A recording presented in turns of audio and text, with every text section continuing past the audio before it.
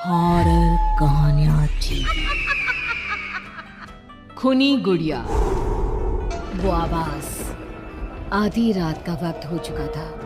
पड़ोस वाले घर से फिर से किसी बच्चे की रोने की आवाज सुनाई देने लगी और साथ में उसी घर में रहने वाली देवकी नाम की औरत की लोरी गाने की आवाज भी। ये आवाज सुनते ही राधिका डर से थर थर कांपने लगी। उसने जल्दी से गहरी नींद में सोए अपने पति केशव को जगाया। केशव उठो, देखो ना, फिर से किसी की लोरी गाने की आवाज आ रही है बाजू वाले घर से। क्या हुआ राधिका, क्यों परेशान हो रही हो? अरे कोई आवाज नहीं आ रही है यार। लेकिन अभी बस 2 मिनट पहले तो देव की लोरी गा रही थी और एक बच्चा रो रहा था। अरे कोई मूवी देख रहा होगा, उसकी आवाज होगी। देवकी और उसके पति मोनिश ने बताया ना कि उनके बच्चे नहीं होते। उस घर में कोई बच्चा नहीं है। अब ना तुम भी सो जाओ और मुझे भी सोने दो। लेकिन अभी बस 2 मिनट पहले तो देव की लोरी गा रही थी और एक बच्चा रो रहा था। राधिका हैरान थी कि आवाज सिर्फ उसे ही सुनाई क्यों देती थी। लेकिन जब उसके पति केशव ने उसकी बात नहीं सुनी तो वो सोने की कोशिश करने लगी। लेकिन राधिका के कानों में किसी छोटी बच्ची के हंसने की आवाज गूंजने लगी। राधिका बुरी तरह से डर गई थी। अगली सुबह। मैं दुकान जा रहा हूँ, आज माल खत्म हो रहा है दुकान में। इन दिनों पता नहीं क्यों लोग जमकर खिलौने खरीद रहे हैं। आज बड़े बाजार जाकर सारे खिलौने ले आता हूँ। आप रात होने से पहले आ जाएंगे ना? लगता है तुम देवकी से अभी तक डरी हुई हो।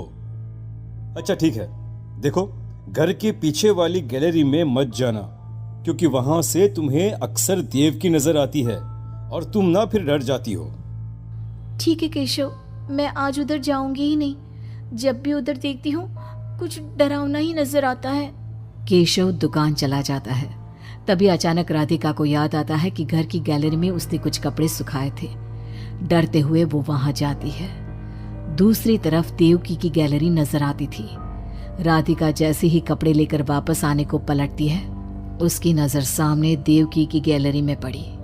वहां एक 4 साल की बच्ची खड़ी होकर उसे घूर रही थी। हे भगवान, ये कौन है? कौन है ये? मैं इससे पूछूं कि इसका नाम क्या है? हाँ, पूछ लेती हूँ, फिर केशव को बताऊंगी। वो मेरी बात पे भरोसा नहीं करते ना। बेटा, कौन हो तुम? हाँ, तुम्हारा नाम क्या है? गुड़िया।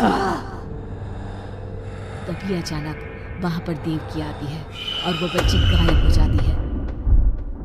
क्या हुआ? आप किससे बात कर रही थी? वो यहाँ पे मैंने एक लड़की को देखा था। वो कौन थी? कहाँ गई वो अभी?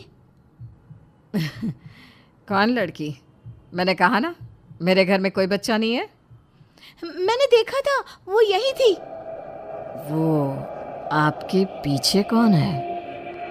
राधिका को फील होता है कि किसी ने उसे धीरे से पुकारा, आंटी। राधिका पलट कर देखती है तो वहां वो छोटी बच्ची खड़ी थी। राधिका चीख कर बेहोश हो जाती है। जब उसकी आंख खुलती है तो केशव उसके पास खड़ा था। क्या हुआ राधिका? राधिका, होश में आओ।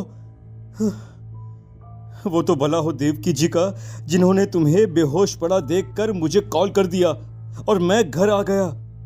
तुम उस गैलरी में गई ही क्यों? केशव, वो लड़की यहाँ आ गई थी और वो देवकी, वो ठीक औरत नहीं है। तुम पागल हो गई हो राधिका। आज देवकी जी ने ही मुझे तुम्हारे बारे में बताया। क्या सोचती रहती हो? अरे कोई नहीं है उस घर में। अगले दिन केशव के दुकान जाते वक्त, मैं भी आज आपके साथ चलूंगी। अच्छा ओके ठीक है, चलो चलो। अब दुकान पर पहुंचकर, वाह केशव, कितने सारे नए खिलौने। और ये इस पैकेट में क्या है? अरे एक बड़े साइज की डॉल है, मार्केट में नहीं आई है। सोचा अगर लोग खरीदेंगे तो अगली बार और ऑर्डर कर दूंगा। क्या मैं देख लूं इस डॉल को? हाँ देख लेना। मैं जरा माल लेने बड़े बाजार जा रहा हूँ। तुम दुकान संभाल लो और आराम से बैठकर खिलौने देख लो, ठीक है? केशव दुकान से चला जाता है। तभी कुछ देर बाद देवकी दुकान पर आती है। कैसी हो तुम? तुम यहाँ क्या लेने आई हो? गुड़िया। गुड़िया? मेरा मतलब तुम गुड़िया का क्या करोगी? तुम्हारे घर में तो बच्चे। तुम मुझे गुड़िया दिखाओ, बस बड़ी वाली गुड़िया। राधिका घबराते हुए बड़ी डॉल का पैकेट खोलती है। बिल्कुल ऐसी ही डॉल चाहिए। आज वो खुश हो जाएगी इसे देखकर। कौन कौन खुश हो जाएगी? देवकी अजीब नजरों से राधिका को देखती है और बिना कुछ कहे पैसे देकर चली जाती है। उसके जाने के बाद राधिका शॉप के अंडरग्राउंड में नए टॉयज का मॉल चेक करने जाती है।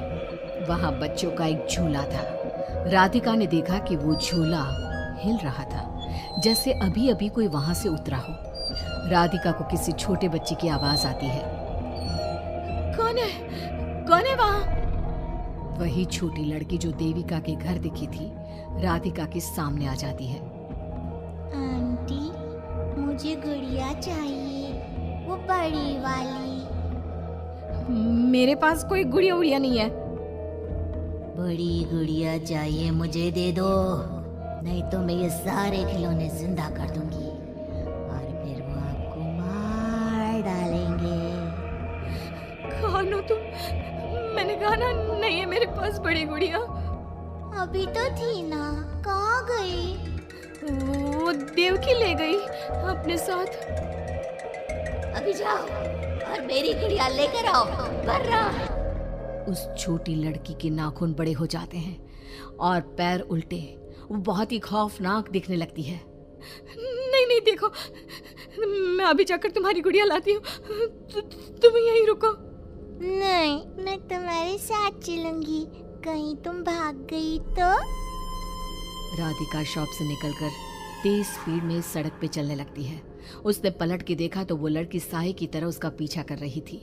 राधिका देवकी के घर पहुंचती है। दरवाजा खुला था। राधिका अंदर गई, वहां कोई नजर नहीं आया, बस सामने वो गुड़िया रखी थी। राधिका चुपचाप गुड़िया को उठा के वहां से आने लगती है। पीछे से आवाज आती है। रुको, ये क्या कर रही हो? मेरी गुड़िया कहाँ ले जा रही हो? देखो देवकी, ये गुड़िया मुझे ले जाने दो, वरना वो लड़की। ओह, तो उसने तुम्हें डराया। उसे तो मैं बुलाती हूँ। गुड़िया, जरा यहाँ आना बेटा। मम्मा, क्या हुआ? मेरी लाडो गुड़िया को बहुत पसंद है। देखो ना, 10 साल की हो गई, अब तक डॉल से खेलती है। ये तो वही लड़की है, और ये 10 साल की नहीं 5 साल की है। हाँ, लेकिन जब उस कार एक्सीडेंट में मर गई तब 5 की थी, अब तो 10 की हो गई है ना। मतलब ये मेरी बेटी है और मरने के बाद भी मेरे साथ है। इसे ना लोरी सुन के ही नींद आती है और डॉल्स तो इसे बहुत पसंद है। राधिका बुरी तरह से घबरा के भागती है। भागते भागते मेन रोड पे आ जाती है। वहीं उसका एक्सीडेंट होता है और उसकी मौत हो जाती है। मगर राधिका की मौत के बाद केशव को पास वाले घर से बच्चे के रोने और लोरी गाने की आवाज सुनाई देने लगती है।